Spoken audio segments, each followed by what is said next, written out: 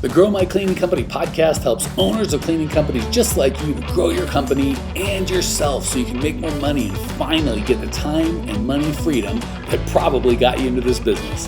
Discover how to automate and create systems that allow you to grow like crazy without losing control. If you dig the show and want to show some love, subscribe, rate, and review on iTunes. It really helps. Enjoy the show. Hey, Clean Nation, Mike Campen here with Misa Avalos.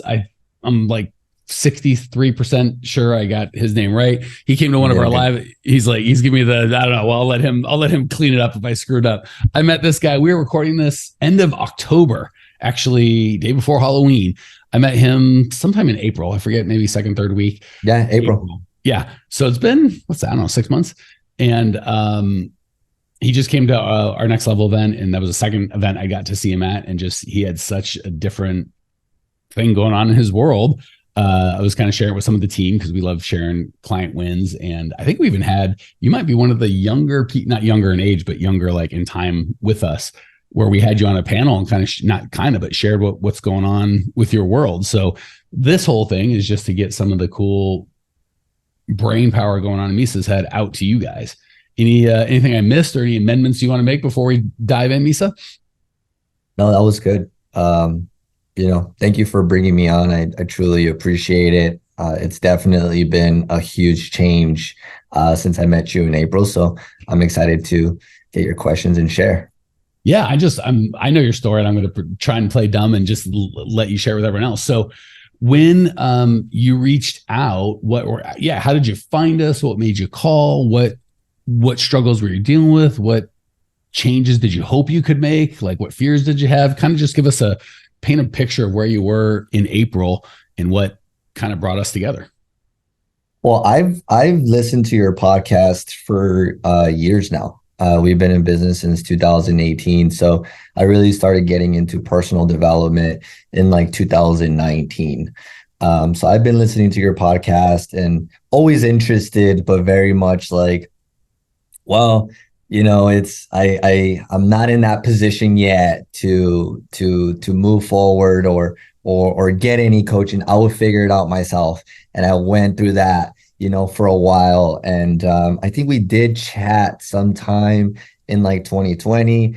It didn't end up, anything that didn't end up moving forward. But we, in April, it was a time where I knew I needed some help. I needed to get out of certain things in my business that I know I needed help on that I couldn't figure out myself. So just kind of reached on Instagram. I got one of your ads, and it was just like, let's just do it. Let's move forward now. Like, this is like the best time for me to figure this out and really get moving with my business and stop being stuck where I was at.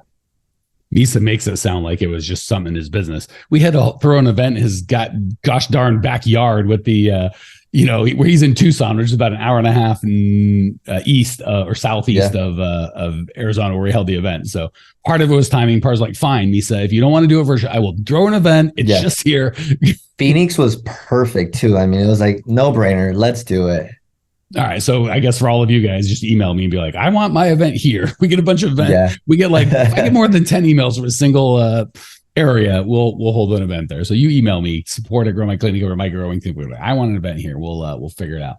All right. So if you can recall, and this is 2023, by the way, because you mentioned it's been a couple of years, been in business since 2018. We're now recording this in 2023. Was there anything specific, like the straw that broke the camel's back, or was it just like a lot of small things? Like, I saw the ad and it happened to be close and a customer just quit, or I wasn't making the money I want, or like, was it one big thing? You're like, all right, I've got to get some help, or was it lots of little things that finally just felt like the timing was right, or some stuff came together? It's lots of little things. One of the biggest things was my numbers. I just kept getting stuck on my profit, like how much I was going to pay myself. Being in business for 5 years, and sometimes some of the cleaners make more money than you.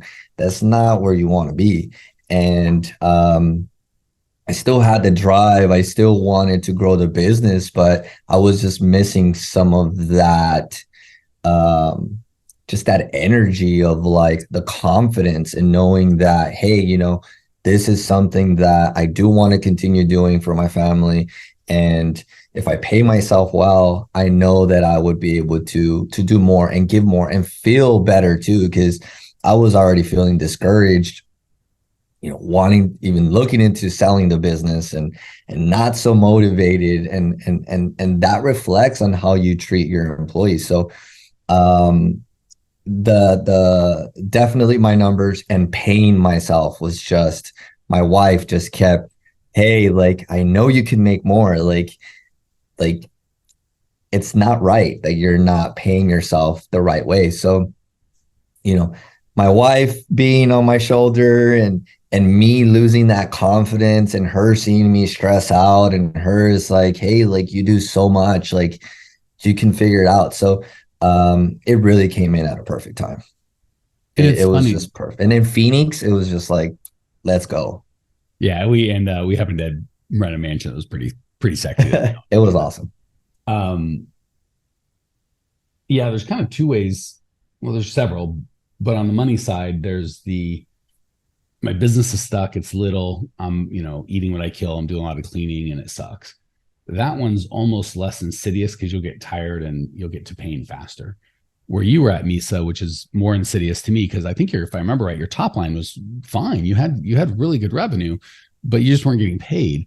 So Mhm. you can live in that, feels like, for years, because there's always the like, I'm so close and I can just do it. And if I just get it, like, it's so tantalizing. You think you're closer than you are. And I shouldn't say closer than you are, because you were close, but it just allows you to not make the decision, right? It's kind of a false sense of security. It'd almost be better if you had more pain sooner. So you'd be like, all right, I'll do something different, as opposed to just Yeah. like this, like, I'm seeing the top line, there's revenue there. Like, it's just this false sense of thing. Cause we can all tell our friend, I don't know what your numbers were, but like, I'm doing 50 grand a month or whatever it was. You had a business that was big enough, you could say your revenue. We People are did. like, yeah, Yeah, it was fluctuate between 48 and like 52.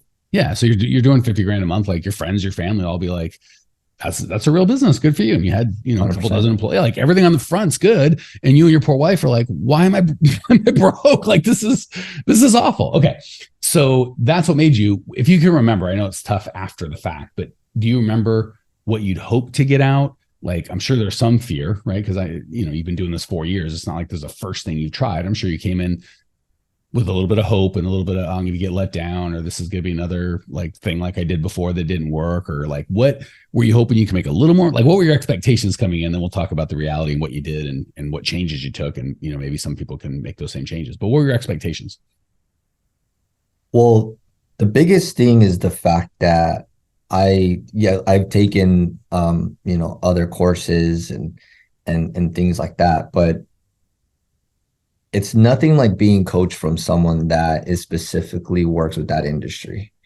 And that was just like, for me, it was I was so focused on trying to get other coaching in other specific areas, where when it came to you, the expectation was I needed to find someone that was specifically for a cleaning company, and that can help me specific on my problems, on what I currently have. So that was a no-brainer, that you were the one. I didn't really, I mean, I don't follow anybody else that coaches for cleaning companies. So you just stand out. I mean, you're definitely making a mark on that, because you were constantly on my ads, and constantly just like, hey, pretty much pushing me through, and like, hey, like, it was just right in front of me. So I trusted that, and the expectation was just to come out with the confidence that I want to continue working on my business. Mm. I want to wake up knowing that, hey, I've put all this hard work, and it's not going to go to waste. Mm. And yeah, like, let's continue working it, and let's just get these numbers right. Once we get the numbers right, and I get to pay myself what I need to pay myself, the systems and the processes work by themselves. That's one thing that I was very confident about, that I knew that I had. My numbers were just really just messing with me. So once we came out of the event in April, I came out with a lot more confidence. I joined you again in Seattle. In Seattle is when you looked at my expenses, you looked at my sheet, you told me, hey, cut here, cut this. Um, um, I did some price raises within a month. I was already, I was making $25,000 to $3,000 a month. I went to making $10,000 a month just by cutting things that I didn't need anymore. And I had the operations manager, I had the office coordinator, I had all these things. And once you showed me a different way of seeing it, it just really, really increased my profit, and I paid myself very, very well, which then I woke up and I was excited to go to work. I was excited to do what I needed to do, and I was just a lot more motivated. So that was my huge expectation. Well, that's a big expectation. Hey, amazing people, you may have noticed we don't sell a dadgum thing on this podcast. We don't allow ads. The only ask I can ever have of you guys is if you dig the show, for you to spread the word and share so we can change as many lives as possible. Literally, it'll take you 5 seconds to give us a great review, and I can't tell you how much I appreciate you as a listener and value the gift of your kind words. Now, back to the show. So let me tell you what Clean Nation's thinking right now. Okay, so that's easy. You just fired all your people, but then who did all that work? So are you now working way more than you were working before? Like, because it's no big deal to just fire a bunch of people. Now you do all the work. Like, how's that work? Yeah. Great question. I was working at that time, and I had told you, I was like, I'm working 40 to 60 hours a week sometimes, and it's just a lot of busy work. And the biggest change was I hired a call center. Once I got the call center to take over my calls, I gave them a script. I took them through the process. I hired a VA to do my scheduling. I hired a VA to do, any customer service calls, just someone to be there to be able to be in front of a customer, not be in front of a customer, but be available for a customer. Once I did that, that took just the office coordinator position, that took the operation manager. I just hired a happiness manager, someone that can go in and check on the clients. Like, once I took those two positions down and I used my current employees in other little small areas that they were good at, and I got the call center, that just completely lowered my expenses drastically to where I didn't have to pay an operations manager, $3-4 grand a month. And so that was the biggest thing. And how many hours are you working now yourself? Right now, I think I'm doing more golfing than anything else. I'm probably throwing in a good 10 to 15 hours a week. And now that we have new goals and what we want to do for our business and the profit that I want to bring in, just from our recent conference in Phoenix, now I'm throwing it up a little bit, 5-10 more hours. So I'm working about 20 hours a week. Nice. But very minimal. Now that I have certain things in place, now it's just, doing all the little smaller tasks. Well, and hopefully, and you can tell me, there's a difference between working 40, 50 hours a week that's in the business. Like, if I don't do it, no one will do it, versus 20 hours or even 40 hours on the business where you're like, yeah, I can just, these are all projects that I can set down. So if I want to take a week off, the business continues to run, that 100%. Project just doesn't move forward. Am I hearing you? Yeah. Yeah, 100%. I mean, we went to the first time, took a trip to Cancun. We were there for 10 days, and my VA emailed me here and there. And I think I checked my email like twice that entire time. And it felt weird that was going on, but it definitely gave me a different perspective of what it is to actually be an owner, working on your business, and being proud of it, being proud of all the work that was done, and knowing that, hey, when I got back, nothing was burning, everything was good, everybody was doing what they needed to do, and we were actually doing better that I wasn't around. So that's the fun part, when they don't just do as well, they thrive, and they're like, what do you 100%. You get out of here, like, okay, can I do that? Yeah. And it feels weird because it's your baby. Yeah. You've been working on it. You want to be so much involved, but at the same time, like, yes, that's okay in the beginning. So you can get your process and your system settled up and you can get your culture and your teams. But once that's settled, like the fun part is just kind of sitting back and just watching everybody do their thing. And you're like, okay, I can tweak this, I can tweak that, and then sit back again. And you can easily just, live the life that you want to live at that time as a business owner. Or again, if you want to continue growing, then you put that time accordingly. But the fun part is working on your business instead of working in it. And my goodness, it demotivates you. It just doesn't give you the confidence to really be able to see your business grow the correct way if you're constantly stressed out about the things that, like, 30 minutes of talk with you really changed the perspective of my finances and our numbers. So yeah, you just get so stuck. Yeah. And but yeah, it was great. So I promise you, there's a lot of people out there going, oh my gosh, that's me, right? Some version of that, whether it's I'm stuck on revenue, I'm not paying myself enough, I'm working 60 hours a week, I don't have the systems, I don't love my business anymore, I want to sell it. There are hundreds, if not thousands, of people listening right now that are just resonating. So just open floor. What would, sorry, I'm getting all choked up, man. What would you say to those guys or gals who are like, Misa, that's me. What changed, or how can I want to be like you? What do you say to them? I would say, first off, if it's that huge of a headache, if it's something that needs to change and you're hitting a wall, and I mean, if they're not in your coaching, I would say that's the first thing. Invest in yourself.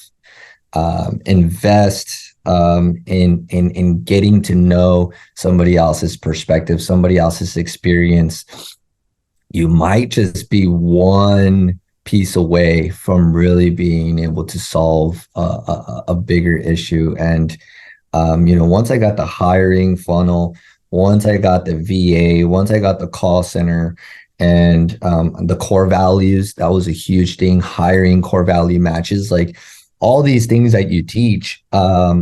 Once those things were set in place and the work was done, it really gave me that peace of mind. And that peace of mind, before I even had the peace of mind, felt impossible. It was just like, there's just no way at it. I just have to work 40 hours a week. I just have to be there for my teams. I just have to like they need to see me every day. Like all these little things that we think, especially like the busy work. The busy work was a huge thing for me. That's a good 10 to 15, 20 hours. I can just little things, you know what I mean?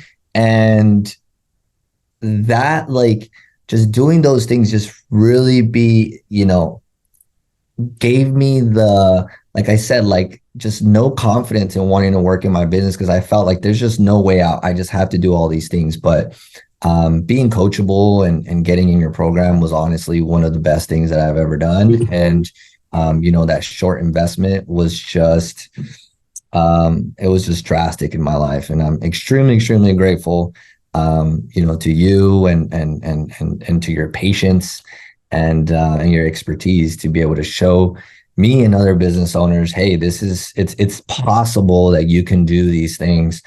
You just have to be open-minded and coachable, and obviously do the work that you say. And that's one of the cool things I love about Misa, for being, actually, now it's been 6 months. You're not even like kind of new to the group anymore. You're like kind of in the middle. Yeah. And you're already being a leader. Like, I love that. It's so cool, Misa, not just to see you grow and your life get better. When I see you taking a leadership role in our community, I'm like, I know his team's growing. So it's pretty cool to see you and I know you got some personal stuff going. That's exciting, time of life. That's good for you to have some time and money freedom that you didn't have before, perhaps. So that part's just a ton of fun, watching leaders, just watching you grow from kind of a worker bee to a leader in probably several different communities in your life. All right, last question, and we'll call it. there's a lot of what to do and how to do it. And there's a lot of Yeah. what to believe and how to look at the thing. And you mentioned both. Give me was it 50-50, 90-10? Like which do you feel like you needed most, or which made the biggest impact? Was it what to do and how to do it, or how to think and how to look at your business? I would say both, a little bit of both. Definitely how to. Um, but when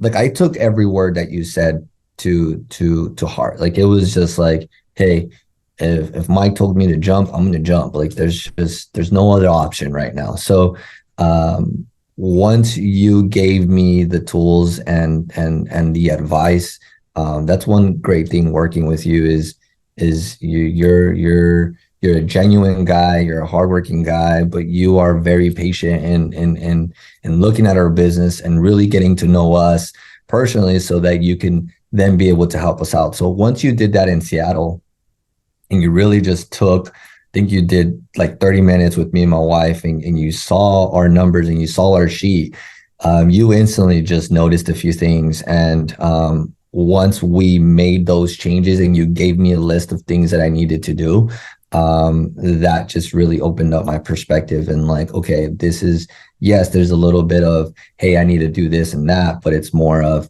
hey, these are the tips. This is the advice that you need to take. And that was the open of the perspective of like, wait a minute, I could have a business where I can work 10 hours a week. Cause that sounds crazy. Yeah. I can work 10 hours a week and make great money. My business keeps running. That was something that I wouldn't have said before April. So, once I got that perspective of like, wait a minute, this is what many other business owners are doing. And this is what a lot of business owners want to feel. But again, yeah, it's oh, well, this is maybe not for me, or, I've tried this, I've tried that. But when you really want change, you will really give the effort to find someone that works in your industry. Here is the cleaning nation. So if you're listening to this podcast, it's because you have a cleaning company. So what not better to learn from an expert in that industry, specifically that, not plumbing, not anything else, just specifically that. And yeah, that's so funny. You can get a little lost in that. No, I just you because you've gone back and forth between the Seattle event, which was second, and the April event, which was first. And I thought, you probably mentioned the Seattle event as much or more, which is funny because the April event I thought was more impactful because that's when you got all the like stuff that you really needed. And I just realized that there's two. One was at the April event, it was all new people, right? That's not true. There's Diane. We had one next level member there, but everyone else was new and they didn't know anything. So I was telling you, and I'm guessing Diana was telling you, like, yeah, you can work 10 hours a week and make hundreds of $1,000s a year. And it might have sounded crazy because everyone else was still in that struggling spot. So we could preach and preach. But when you came to Seattle, I'm guessing the majority, if not the vast majority of people there were already working 10 hours a week and making good money. And when you see it like that, you're like, oh. So it's funny how for Clean Nation, you're like, what does this mean to me? The group that you choose to surround yourself means a lot, right? So it's different 100%. when I'm saying it to a bunch of people who haven't experienced it. And I had experienced it, but I've had a cleaning company. There's a lot of reasons you guys go, well, you're different, right?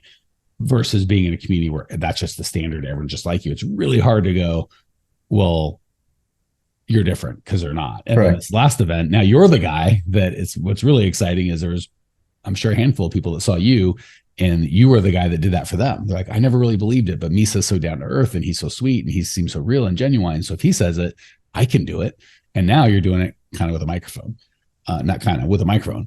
And the last change I was going to say is we didn't have your bride with you in April. So I could yell and scream and tell you I'll do this stuff. And it was optional. But once I got to sit down with you and your numbers and your bride, it's like, oh, it's happening now. Yeah.